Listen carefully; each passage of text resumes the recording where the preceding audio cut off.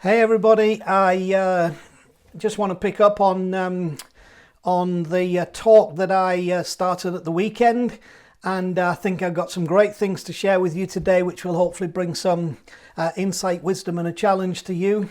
I must confess that I had actually recorded today's talk yesterday, having prepared all day to bring that talk, only to find that when I listened back to the talk, I started to think, do you know what? I don't know if I believe this in the same way that I believed it when I first prepared this, because this was taken from a message that I first brought many years ago, for one of the messages for which I've had probably the greatest plaudits. And then I'm thinking, but I don't know if that's how I see things now. I don't know if that's how I would interpret it now. I don't think that's what I believe now about this. So I think you'll also see in the context of what I have to share with you about this reworked version, why to some degree that was important for me to be an example to you, so that hopefully our lives might move forward together in a fresh and meaningful direction. Also, I have to say that part of the process was a disruption to my thinking, in that I had launched into what I was saying, and then some RAF pilot decided it would be a fantastic idea to fly his Eurofighter in mock battle mode over our house with low-level bombing passes. And it didn't drop any bombs, incidentally, but he did the passes, and it was noisy. And barrel rolls, the whole 9 yards, and I could barely hear myself think, never mind continue to record a podcast or a video. And I must admit, I sent a few words heavenwards, but not as far as God, just as far as that pilot. And I will not, for the sake of my reputation, repeat what the content of that tirade was, to keep myself out of trouble. But needless to say, it would have made a very interesting outtake. But there you go. Let's leave that one alone. I do think, though, that interruption and the other things were just kind of a nudge to me to rethink some things. And so, actually, despite the frustration, I'm very, very grateful. I do think John the Baptist, for all of us, forms the basis of a perfect example of how we struggle when faced with the need for transition and change. And we do. And I think particularly to the extent, and all of us are kind of in this place where our identity and our perception of success are so locked into and have become so locked into a particular set of developed beliefs and a particular set of actions, a particular way of doing things, and how they make us feel, and the security that we start to draw from them. We all find ourselves in that position, and therefore change for those reasons can be very difficult, even though change is absolutely essential if the journey of our life is to find its promised fulfillment. Because we can be faced with the most blatant challenge to change, and they come, and yet we can be unwilling in the face of that blatant challenge to change to let go of our past perceptions. Why? Because we fear that we'll lose our identity, and that with losing our identity as we see it to be, that we lose our whole reason for being. And so, the idea that change is here to stay and we need to change, we all accept, but doing it, moving into it, even though we can see a reason for it, is not as easy as we often say. But what if your reason for being has changed in line with the natural process of a changing story? See, we kind of have this view of life that it's a thing, and if you understand the thing, you can do the thing within the thing that makes you feel the thing that you think you should feel as part of the thing. When actually life isn't like that, folks. It's not. There is a natural process of a changing story that takes place in life, that we become simply participators in this unfolding story. And part of the secret of living a great life is to understand that we are participators in the process of a changing story, and that if we will change within the story, then the possibilities and the potentiality within that story can become manifest in our story, with our story, as part of our story, and as a part of it. So the reason for change needs to be in line with the natural process of the changing story. You see, status quo should only ever be the name of a rock band, not the state of your life. Unfortunately, status quo is the state of most lives, if we'd just be honest enough to admit it. And I think the older we get and the more our ideologies become interrupted by reality, the greater the danger that we adopt a position of status quo. And that, like I say, should only ever be the name of a band, a rock band, and not the state of your life.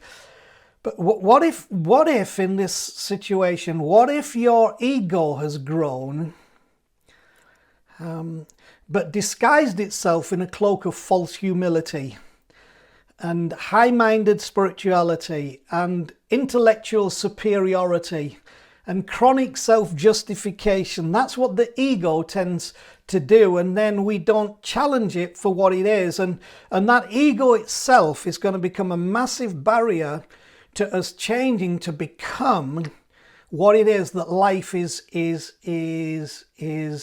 inviting us to become.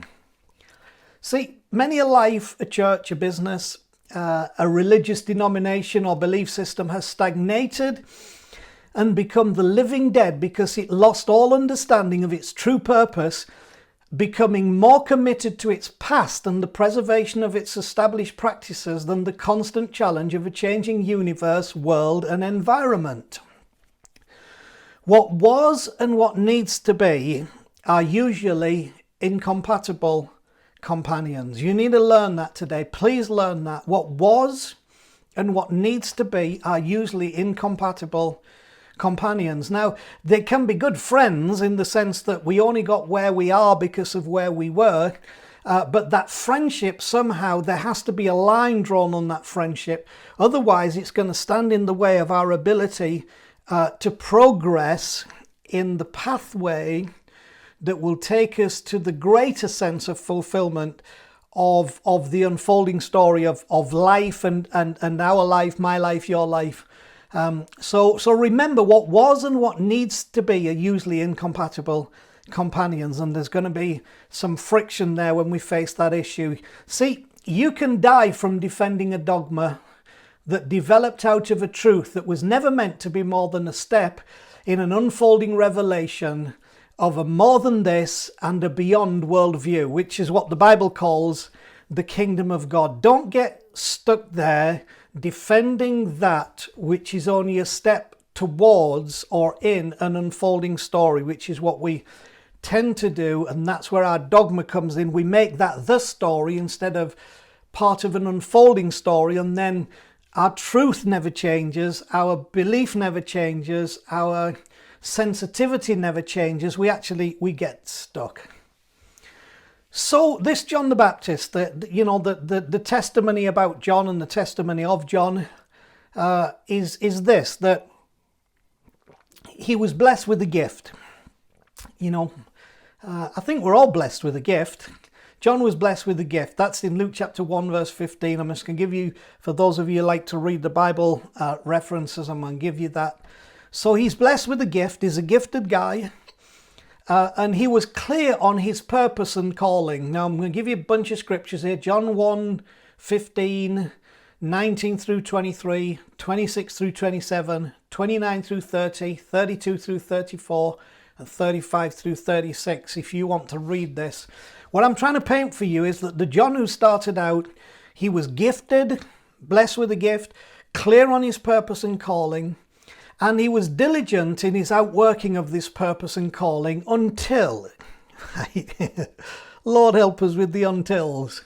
It was all going well until he was diligent in his outworking of his purpose and calling until, how many of us could we say that that's a truth? He was diligent in his outworking of this purpose and calling until what? Until it impinged upon his developed beliefs about how all this was supposed to play out and became a direct challenge to his identity and security. That's the until for most of us.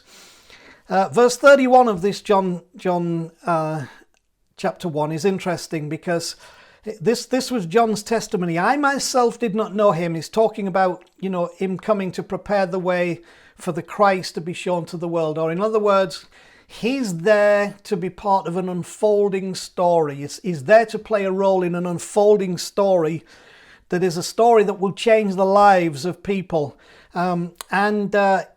This is to come through the story of Jesus, of the Christ. And he says, I myself did not know him. This is right at the beginning of this, his ministry life. But the reason, so he gives a reason for what he was doing, okay? He says, the reason I came baptizing with water was that's what John the Baptist did, because he baptized people. Now, denominationally, maybe he wasn't a Baptist, but he was a Baptist in practice in that he baptized people. I myself did not know him, but the reason I came baptizing with water was that he might be revealed to Israel. Now, what you need to understand, particularly if you don't have a strong biblical background, is that the Christ was revealed. John revealed Jesus the Christ. He was confident that this was Jesus the Christ, and John baptized him and released Jesus to the outworking and fulfillment of the reason why he was on the planet. Really, it was releasing the divine presence to do what the divine presence does when it is manifesting in human flesh, and he was part of that, and he had a reason for doing this. The reason he did what he did was so that something might come about. Now, here's the problem. Once what he had said he was trying to release came about, he then struggled because of how that then reflected on his identity, his ministry, his job, his notoriety, his recognition, his position. So the issue was that now this one he said he'd come to baptize in order that he might be revealed has been revealed. John is now questioning his reason, and that's where then you begin to see him in the prison. He has lost his reason for what he was doing. He doesn't get it anymore because it didn't play out the way he thought it would play out or wanted it to play out. And so this was a moment in John's life where a transition to a new way of seeing, being, believing and living would have absorbed the trajectory of his journey to take him in a new direction, which is what these things do, which would have avoided him finish up imprisoned and disillusioned and offended and dead because he was beheaded. And that's part of my job today. I don't want you to finish up mentally, emotionally, spiritually, personally, physically imprisoned, disillusioned, offended, and dead. But if you won't transition in your life to a new way of seeing, being, believing, and living, then you will not have that absorb the trajectory of your journey so far to take you in this new direction. The wonderful thing is when we do make that decision, it does absorb and takes into it where we have been, what we have done and what we were, but also from the sense that we talked about, that it becomes about what needs to be rather than what was. So what did he do with it? What did he do with this challenge? Well, here's what he did with himself and with the challenge. He carried on doing what he had always done, where he'd always done it, in the way he had always done it. And John 3:22 through 30 details the absurdity of this And he has this phenomenal verse that says, "Now John also was baptizing at Aenon near Salem." Now listen to this. Here's his reason now. Because there was plenty of water and people were constantly coming to be baptized. And it says this was before John was put in prison. In other words, that verse 24 in the brackets, "this was before John was put in prison," is a little indicator to you to say, if you want to know why John finished up imprisoned and in the state that he was, it's because his reason for doing what he is doing had become distorted and misdirected because he refused to absorb and take on board the transition to this new way of seeing, being, believing, and living. So now he's doing what he's doing as a baptizer because there's plenty of water and people just keep coming. In other words, the customers keep turning up and I keep doing what I'm doing. But he had no greater sense of reason now than just doing what he did because people came for what he did. Oh, good Lord, listen to me, sadly, in my life now, I see the majority of church life like that, okay? That somehow when we fail to release that new evidence, experience, consciousness of when John was at the beginning and said, "I came baptizing so he might be revealed." Most of the time we finish up doing what we're doing so that we might be revealed, so that the ministry might be revealed, so that the church might be revealed, so we can have a big church and a big ministry and lots of income and all that nonsense that goes with it. That is not a reason for church to exist. It is not a reason for Christianity to continue. In fact, for me, it's the very reason it shouldn't, if that's going to be the case. Because we have to move and transition in this unfolding story, which is what was happening in John's life. There was an unfolding story. Something new was coming on the stage, which he needed to let go what he had to buy into this and continually keep moving with this evolving understanding that I would call is the revelation of the kingdom of God and is the mystery of the Christ in us, which Paul says is our great hope. So we get this classic verse at the end of that little portion about that's detailed in the absurdity of what John is doing in that. No disrespect to John, but it's there for a lesson. Verse 30, this classic verse, it says, "He must become greater and I must become less." In another version of the Bible that I was raised with, it says, "He must increase, but I must decrease." The truth is, you will not find any record of anything that John did in his ministry, in his life, that would make him greater. He said, he must become greater, I must become less. Nothing that would make him less. He carried on doing what he always done, in the way he'd always done it, in the place he'd always done it, to the people he'd always done it, and that became the process of his life. Now, he knew there must be a change in the process of what he had believed. He knew it. That challenge was there, but he held back from actioning it. John chose to be the rear guard of a redundant ideal rather than the first disciple of a new era. Now, I accept that can be scary, but see, for those of you who know anything about the Bible, again, I'm not giving you everything I could share with you about this, but the evidence there would suggest that what should have happened with John is when the reason for his doing what he was doing was fulfilled, and this new thing, this new conscious revelation outworking way came into being, then John should have shut that down and joined this.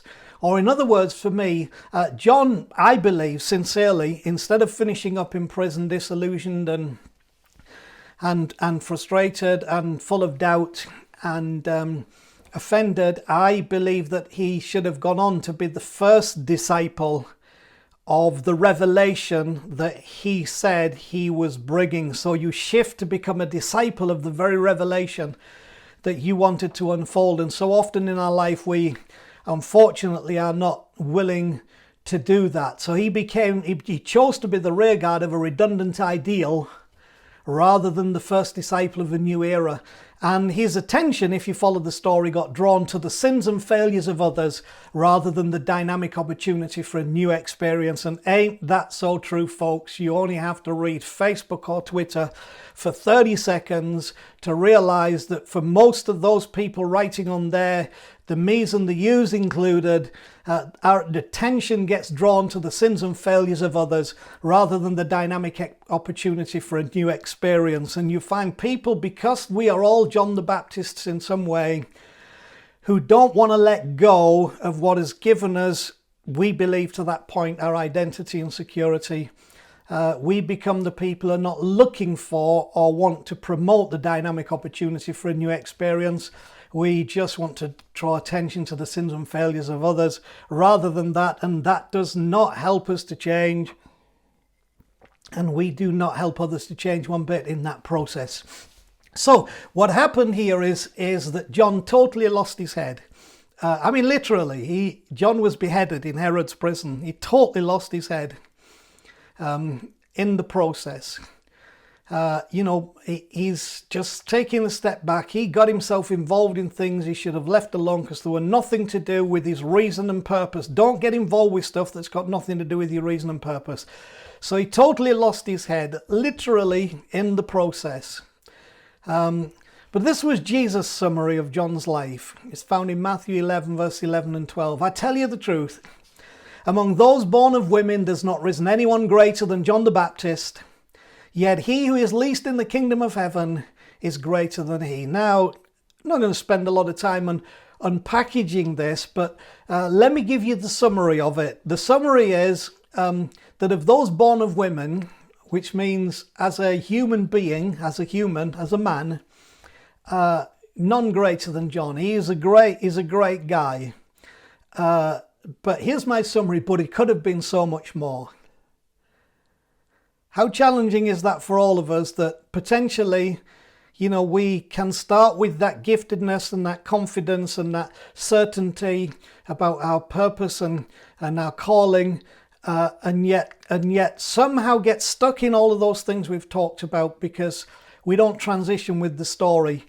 And our epitaph might be, she was a great guy, was a great gal, but could have been so much more. See, we will never live out the fullness of our purpose or maximize our potential if we refuse the invitation to move at the speed of life. See, it's not such an outrageous request. We may not be able to move at the speed of light, but we are called to move at the speed of life. The trouble is that most of us are resistant to that, don't like it, are opposed to it, and ultimately finish up dying prematurely like John, while still alive, imprisoned in our thinking, disillusioned in our understanding, frustrated in our being, offended in our minds. Why? Because we have not learned that life moves at a speed. It moves. Life is a moving thing. And we are equipped and called and invited to move at the speed of life. If you do that, you have to change. You change at the rate of the speed of life, which is the problem. Some religious contexts have not changed at the speed of life. They got stuck either in the 1st century or in the 4th century with Augustine, or in the 16th century with Martin Luther, or whenever. We got stuck there, and now you have whole denominations banging the drum of those dogmas. What we didn't do was move at the speed of life. And because we didn't move at the speed of life, we couldn't contribute properly to life, but we're always trying to drag people back into something, and usually using condemnation and threat to do that. But we are called to move at the speed of life. We may not be able to move at the speed of light, but believe me, we can move at the speed of life if we are willing. But you need to be aware of these things. The speed of life means that yesterday's revelation becomes today's ritual. The speed of life means that yesterday's fresh bread becomes today's stale crust. The speed of life means that yesterday's delight becomes today's dogma. The speed of light means that yesterday's purpose can become today's pointless. So all I am asking you to do in God's name today is move at the speed of life. Let go of ego and change in line with the unfolding story. Let nothing distract you and let curiosity draw you, because John lost his head. Don't be like John.